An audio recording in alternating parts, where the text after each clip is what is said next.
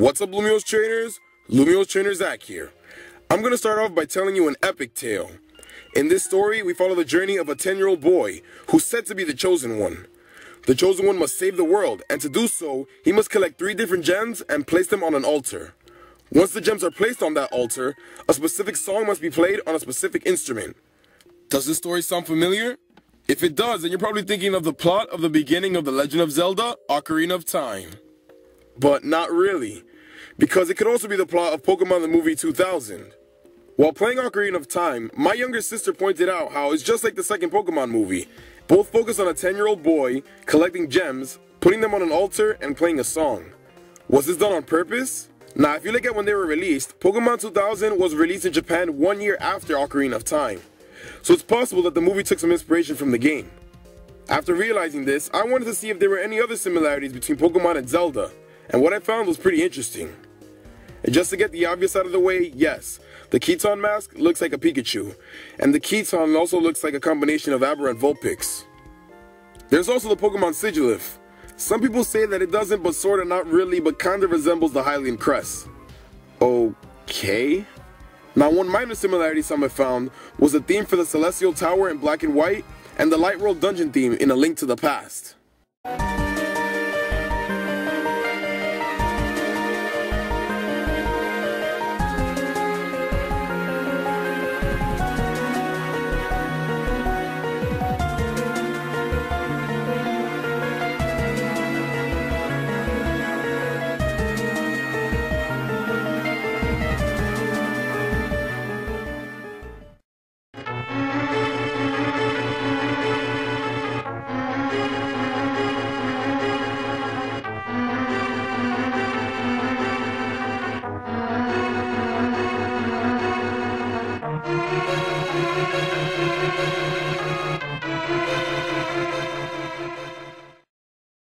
One huge similarity was pointed out by Cerebi forum user Swagmander. I'll link his stuff in the description. He mentions the similarity between Pokemon Black and White and Majora's Mask. The Legend of Zelda Majora's Mask takes place in the land of Termina. Termina is the parallel to Hyrule. There are many similar characters from Ocarina of Time, however, they have different names and different roles. In this game, Link goes on a quest with a deeper story than he did in Ocarina of Time. He makes friendships that he realized won't last forever, especially when people straight up die in front of him. Besides death, there are lots of mature topics and themes that are covered in Majora's Mask, and Link's only 10, or 11, I don't freaking know. Now for Pokemon. Pokemon Black and White take place in the Unova region. Unova is parallel to Kanto, if you didn't notice. Lots of Pokemon that you can find in Unova are similar and can be considered counterparts to Kanto region Pokemon. And like Majora's Mask did for Zelda, Black and White introduced a deeper story and mature topics in the Pokemon games. These games make you question the morality of capturing and battling Pokemon, which we thought was okay up until this point. Another thing the Swagmanda mentions is the fact that if you rotate the map of Unova, it has some similarities with the map of Termina. They both have an icy mountain to the north, a wooded area to the south, a seaside area to the west, and a canyon on the east. Pineal Forest parallels Southern Swamp. Twist Mountain parallels Snowhead Mountain. The Castelia seashore faces west like Termina's Great Bay. And the cliffs of Victory Road parallel the rocky landscape that you must traverse to get through Icona Canyon. Now let's look at the game's main villains. In the beginning of Majora's Mask, we believe the main villain is the Skull Kid, while in Black and White, we believe it's N. In reality, they are being manipulated by the true villain, Majora's Mask itself, and Ghetsis.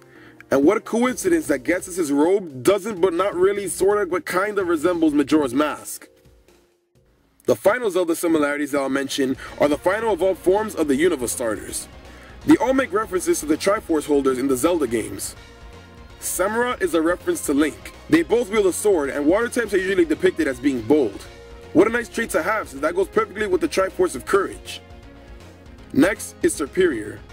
This was a little tricky to figure out. Superior is classified as the regal Pokemon, and after looking that up on Google, I found out that it relates to royalty. So thanks to Google, I was able to make the connection that Superior is a reference to Princess Zelda, the holder of the Triforce of Wisdom.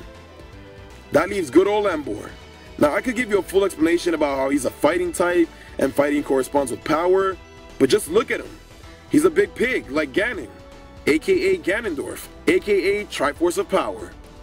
The end. Thanks for watching this video. Make sure to hit that like button if you enjoyed it. It's really cool to see the similarities between these two franchises that I really love. Like, I love Zelda, I love Pokemon. This video was like a little celebration for Pokemon's 20th anniversary and Zelda's 30th anniversary. So tell me what other similarities I didn't mention, because there might be a couple more that I didn't realize, you know?